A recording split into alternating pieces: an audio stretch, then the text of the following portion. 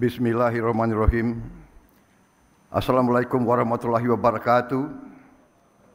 Selamat pagi, salam sejahtera bagi kita sekalian. Shalom, salve, Om Swastiastu, Namo Buddhaya, salam kebajikan. Yang saya hormati dan saya muliakan, Presiden ke-6 Republik Indonesia, Bapak Jenderal TNI Purnawirawan Profesor Dr. Susilo Bambang Yudhoyono. Yang saya hormati dan saya muliakan, Presiden ke-7 Republik Indonesia, Bapak Insinyur Joko Widodo. Wakil Presiden Republik Indonesia, Saudara Gibran Rakabuming Raka. Yang saya hormati dan saya muliakan, Wakil Presiden Republik Indonesia ke-13, Bapak Kiai Haji Profesor Dr. Ma'ruf Amin. Yang saya hormati dan saya muliakan, Wakil Presiden Republik Indonesia ke-10 dan ke-12, Bapak Dr. Muhammad Yusuf Kalla.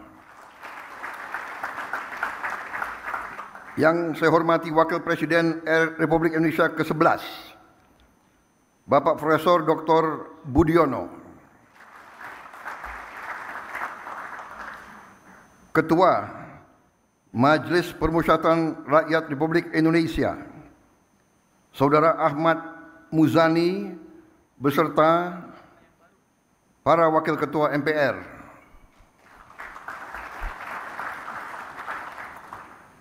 Yang saya hormati, Ketua Dewan Perwakilan Rakyat Republik Indonesia, Saudari Puan Maharani.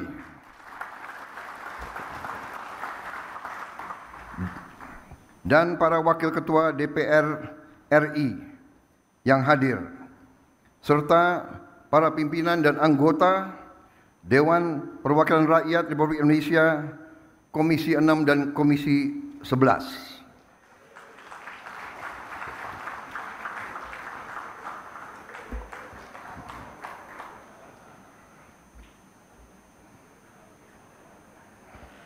Tanpa mereka, hari ini tidak akan terjadi. Terima kasih Ketua DPR dan semuanya.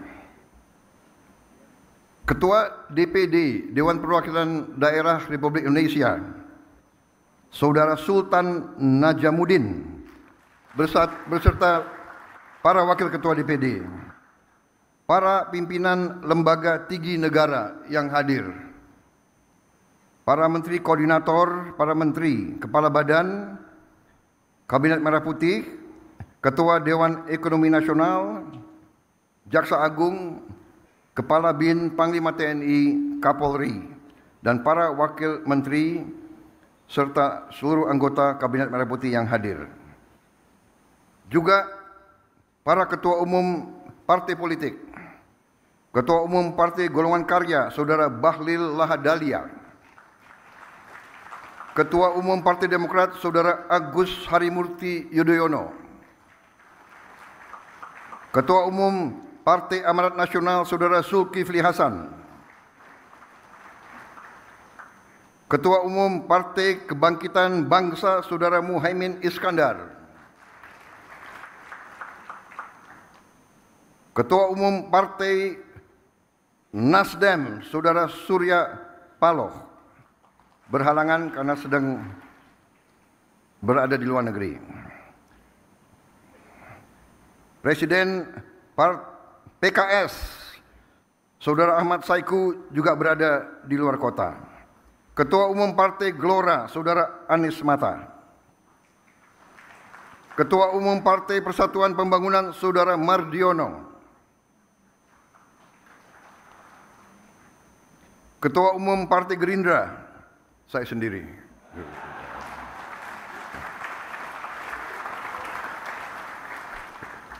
Tapi hadir Ketua Harian dan Sekjen. Yang mewakili Partai Bulan Bintang, Partai Prima, Partai Garda Republik, dan Partai PDI Perjuangan.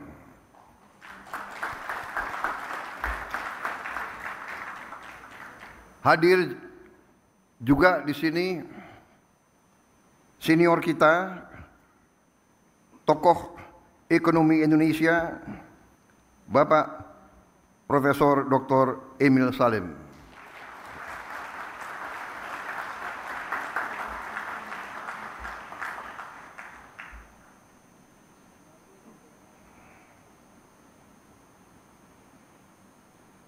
Yang saya hormati, para duta besar negara sahabat.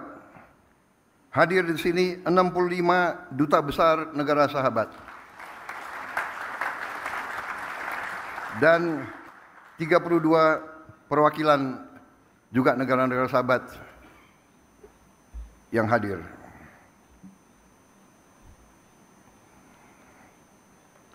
Saudara-saudara sekalian, para tamu yang saya hormati dan saudara-saudara sebangsa dan setanah air. Bulan Agustus ini, saya ulangi, saya juga hadir di sini. Maaf saya khilaf. Hadir di sini juga tokoh-tokoh organisasi agama, Ketua Umum Nahdlatul Ulama, Saudara Kiai Haji Yahya Khalil Stakuf, Ketua Umum Muhammadiyah, Profesor Dr. Kiai Haji Haidar Nasir, Ketua Presidium Konferensi Wali Gereja Indonesia, Monsinyur Antonius Subianto Bunyamin, perwakilan dari Persekutuan Gereja Indonesia, Majelis Ulama Indonesia, Parisada Hindu Dharma Indonesia, Pengurus Pusat Persatuan Umat Buddha Indonesia, Majelis Tinggi Agama Konghucu Indonesia. Hadir juga para ketua organisasi pengusaha. Hadir Ketua Umum Kadin beserta pengurusnya, Ketua Umum HIPMI beserta pengurus, Ketua Umum Apindo dan jajarannya, para pimpinan Foreign Chambers and Business Council in Indonesia, from United States, People's Republic of China, Europe, Japan, Australia, South Republic of Korea, and other friendly nations. Saudara-saudara sekalian, hadir juga tokoh-tokoh pengusaha nasional, Bapak Khairul Tanjung, Bapak Gariboldi Thohir, Bapak Franky Wijaya, Bapak Haji Andi Samsudin Arsyad, Bapak Anindya Bakri, Bapak Arsyad Rashid, beserta para pengusaha nasional, para CEO dan para pelaku ekonomi yang saya hormati. Hadir para pelaku perbankan nasional, Dirut Bank Himbara, Gubernur BI yang saya hormati, Ketua OJK, Kepala LPS, Direktur Utama Bursa Efek Indonesia, dan para pengguna pasar modal. Hadir juga para rektor-rektor universitas, serta para pimpinan redaksi dari media-media nasional. Hadirin tamu undangan yang saya hormati, saudara-saudara sebangsa dan setanah air, bulan Agustus ini bangsa yang kita cintai, bangsa Indonesia, akan dengan bangga merayakan 80 tahun kemerdekaan. Selama 8 dekade kita telah menghadapi berbagai tantangan dan ujian. Namun kita tidak pernah goyah dalam mewujudkan visi membangun Indonesia yang sejahtera. Kita telah berkorban begitu banyak demi menjaga negara kesatuan Republik Indonesia dan menegakkan cita-cita luhur yang menjadi dasar berdirinya bangsa kita. Namun, di tengah perayaan atas capaian yang telah kita raih, kita juga harus berani menghadapi kenyataan. Kita harus bertanya kepada diri kita sendiri. Setelah 80 tahun merdeka, mengapa masih ada anak-anak kita yang kelaparan? Mengapa para petani dan nelayan kita masih berjuang untuk mendapatkan hasil yang layak dari kerja keras mereka? Mengapa setelah 8 dasawarsa masih ada desa dan kota yang belum tersentuh listrik? Mengapa di tengah kekayaan yang kita miliki, masalah-masalah ini masih tetap ada? Dan yang lebih penting, bagaimana kita dapat memperbaiki keadaan ini? Bukan karena kita kekurangan sumber daya, tapi mungkin karena cara kita mengelola dan memanfaatkannya belum sepenuhnya memberi manfaat sebesar-besarnya bagi rakyat. Inilah kenyataan yang harus kita akui. Karena perubahan yang berarti hanya bisa dimulai dari keberanian untuk melihat kebenaran.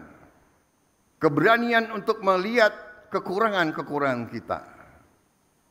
Mengelola dan memanfaatkan sumber daya alam yang dianugerahkan Tuhan untuk sebesar-besarnya kesejahteraan rakyat dan masa depan Indonesia adalah tugas utama kita. Sebagaimana diamanatkan dalam pasal 33 Undang-Undang Dasar 1945 ayat 1 yang berbunyi, perekonomian disusun sebagai usaha bersama berdasar atas azas kekeluargaan. Ayat kedua, cabang-cabang produksi yang penting bagi negara dan yang menguasai hajat hidup orang banyak dikuasai oleh negara. Ayat 3, bumi dan air dan kekayaan alam yang terkandung di dalamnya dikuasai oleh negara dan dipergunakan untuk sebesar-besar kemakmuran rakyat. Azas-azas ini harus menjadi pedoman kita dan memang telah menjadi pedoman kita dalam memastikan bahwa kekayaan nasional benar-benar memberi manfaat bagi seluruh rakyat Indonesia. Azas-azas inilah yang membimbing pekerjaan saya dan menjadi dorongan utama bagi saya dalam menjalankan amanah konstitusional dengan dedikasi serta efektivitas yang setinggi-tingginya. Mengatasi tantangan-tantangan ini memerlukan respons yang berani dan strategis. Itulah sebabnya peluncuran Danantara Indonesia hari ini memiliki arti yang sangat penting. Karena Danantara Indonesia bukan sekedar sebuah badan pengelola investasi, melainkan harus menjadi instrumen pembangunan nasional yang akan mengoptimalkan cara kita mengelola kekayaan Indonesia. Jangan salah, apa yang kita luncurkan hari ini bukan sekedar sebuah dana investasi, melainkan instrumen alat pembangunan nasional yang harus bisa mengubah cara kita mengelola kekayaan bangsa demi kesejahteraan seluruh rakyat Indonesia.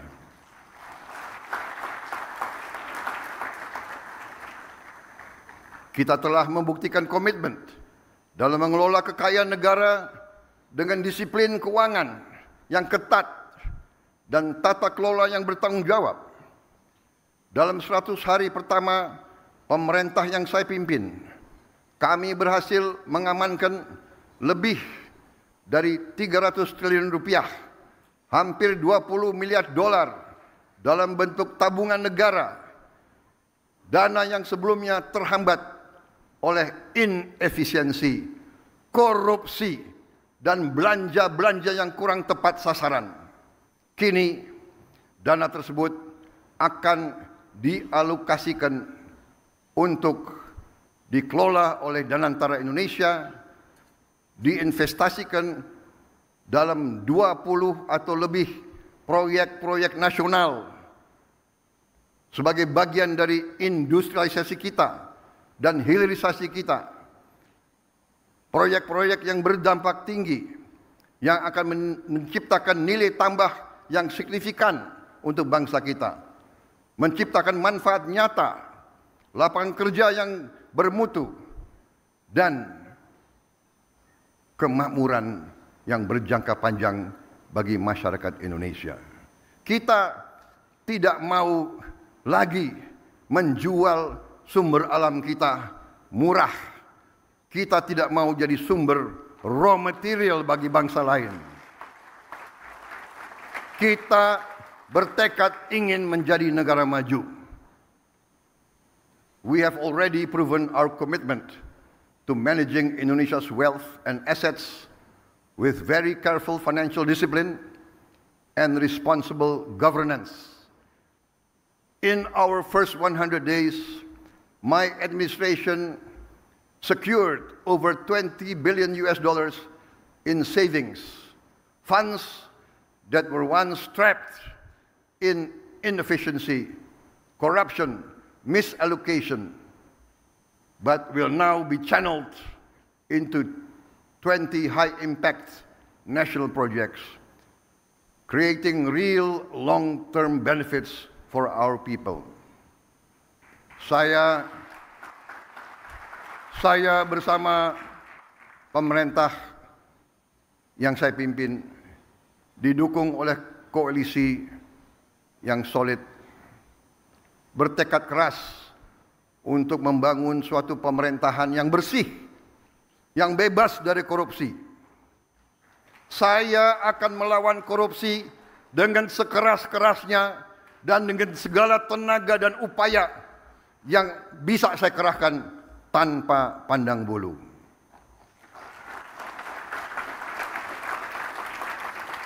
Prinsip yang sama akan menjadi fondasi dalam pengelolaan Danantara Indonesia. Visi untuk mengelola sumber daya nasional secara bijaksana bukanlah sesuatu yang baru. Tidak lama setelah kemerdekaan, para pendiri bangsa mendirikan Bank Industri Negara untuk membiayai sektor perkebunan, industri, pertambangan. Pendahulu-pendahulu kita telah lama investasi dalam sektor-sektor strategis. Presiden pertama kita mendirikan Institut Pertanian Bogor karena memandang pertanian sebagai sektor strategis. Bung Karno pernah mengatakan, "The stomach cannot wait." Kita tidak boleh mengizinkan kelaparan yang ada di Indonesia. Presiden kita pertama pun yang membesarkan Institut Teknologi Bandung karena kita untuk merdeka, untuk sejahtera harus menguasai teknologi. Presiden kedua meneruskan pembangunan dan semua presiden-presiden kita membawa kita sampai kita sekarang hari ini bisa meluncurkan Danantara Indonesia. Presiden Habibie, Presiden Abdurrahman Wahid, Presiden Megawati, Presiden Susilo Bambang Yudhoyono, Presiden Susilo Bambang Yudhoyono dan Presiden Joko Widodo semua telah memberi peran dan memberi sumbangan yang sangat besar bagi bangsa Indonesia. Dan sekarang jatuhlah kepada kami untuk mengamankan fondasi-fondasi yang telah dibangun dan untuk meneruskan mencapai cita-cita kita menjadi negara sejahtera, rakyat kita makmur, aman, dalam keadilan. Saudara-saudara sekalian, kini setelah hampir 80 tahun berlalu, tibalah generasi kita, pemerintah kita untuk mewujudkan visi para pendiri dan pendahulu kita. Kita harus memastikan bahwa kekayaan Indonesia benar-benar bermanfaat dan dirasakan manfaatnya untuk kepentingan rakyat dan bisa meningkatkan tingkat penghasilan rakyat Indonesia.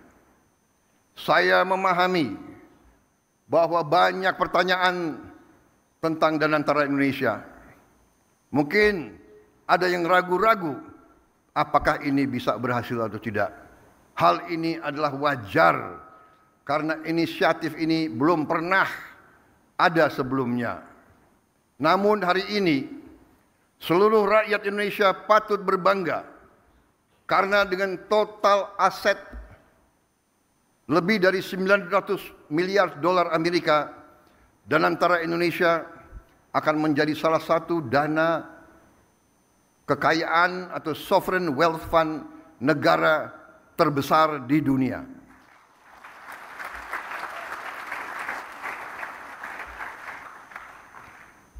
I know and I realize that there are many questions about Danantara Indonesia. This can be expected because this is a new initiative, unprecedented in our history. Today, all Indonesians can be proud to learn that with total assets of more than 900 billion US dollars under management, Danantara Indonesia will be one of the world's largest sovereign wealth fund. Danantara Indonesia adalah solusi strategis dan efisien dalam mengoptimalkan badan usaha milik negara. Kita tidak hanya akan menginvestasikan dividen BUMN ke industri-industri yang mendorong pertumbuhan jangka panjang, tapi juga akan mentransformasi BUMN kita menjadi pemimpin kelas dunia di sektor masing-masing. Perusahaan yang kompetitif, profesional, dan terintegrasi dalam ekonomi global. Kita ingin melihat lebih banyak BUMN Indonesia masuk dalam daftar Global Fortune 500. Membuktikan bahwa Indonesia bukan sekedar pengikut, tapi Indonesia juga dapat menjadi pelopor dan pemimpin dalam perekonomian dunia. Gelombang pertama investasi senilai 20 miliar dolar Amerika dalam kurang lebih 20 proyek strategis bernilai miliaran dolar akan difokus pada hilirisasi nikel, boksit, tembaga, pembangunan pusat data kecerdasan buatan, kilang minyak, pabrik petrokimia, produksi pangan dan protein, aquakultur, serta energi terbarukan. Inilah sektor-sektor yang akan menentukan masa depan kita, ketahanan kita, dan kemandirian bangsa kita. Pembentukan Danantara Indonesia menandai era baru bagi badan usaha milik negara, yang kita pandang bukan hanya sebagai entitas bisnis, tapi sebagai aset nasional yang akan menjadi agen pembangunan dan pertumbuhan. Fundamental bagi pertumbuhan ekonomi dan kesejahteraan rakyat. Oleh karena itu, BUMN harus beroperasi dengan standar yang tinggi, governance yang terbaik. BUMN harus mengedepankan inovasi, gagasan besar, transparansi, kemajuan teknologi, sekaligus menjaga disiplin, kehati-hatian, serta komitmen terhadap tata kelola yang baik dan pengelolaan yang bertanggung jawab.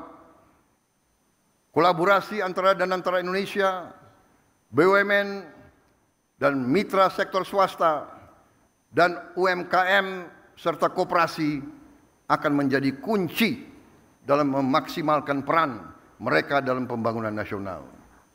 Namun, ikhtiar kita terhadap Danantara Indonesia tidak berhenti di dalam negeri saja. Danantara Indonesia juga akan menjadi agen bagi peran global Indonesia yang semakin kuat.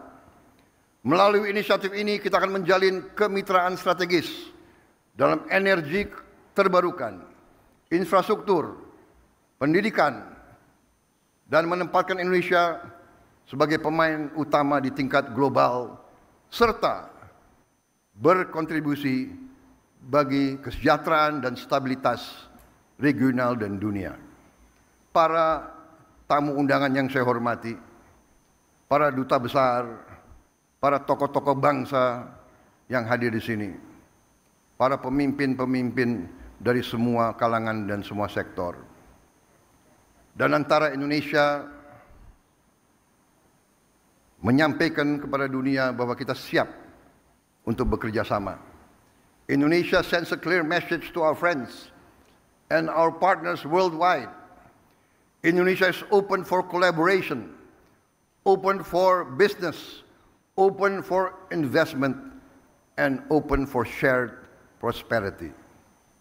Dan antara Indonesia will allow us to expand our international cooperation. And I can only hope that our global partners will recognize Indonesia's potential, not just as an emerging economy, but as a force for regional stability and shared progress. Hari ini saya bangga dengan bangsa saya. Saya bangga kepada semua pihak yang telah bekerja keras mewujudkan Danantara Indonesia, karena ini adalah tonggak sejarah dalam perjalanan Indonesia menuju kemandirian ekonomi, ketahanan dan kesejahteraan. Dengan daya Anagata Nusantara yang artinya adalah energi, kekuatan masa depan bagi Nusantara, kekuatan energi masa depan bagi Indonesia. Yang artinya adalah Danantara Indonesia adalah untuk anak dan cucu kita. Danantara Indonesia untuk itu harus dikelola dengan sebaik-baiknya, dengan sangat hati-hati, dengan sangat transparan, dengan saling mengawasi, harus bisa diaudit setiap saat oleh siapapun. Karena ini sekali lagi adalah milik anak dan cucu kita, milik generasi penerus bangsa Indonesia. Saya yakin dan percaya Indonesia akan terus melangkah maju, lebih kuat dan lebih bersatu dari sebelumnya. Dengan keyakinan ini, mari kita bergerak bersama, bersatu dalam tujuan, teguh dalam tekad, dan yakin bahwa pencapaian terbesar Indonesia masih ada di depan kita. Saudara-saudara sekalian, percayalah, Indonesia akan capai cita-citanya. Kita akan menjadi negara maju, negara makmur, negara terhormat. Terima kasih. Wassalamualaikum warahmatullahi wabarakatuh. Salam sejahtera bagi kita sekalian. Shalom salve. Om Santi Santi Santi Om. Salam kebajikan, namo buddhaya. Merdeka! Merdeka! Merdeka! Terima kasih. Kami mengundang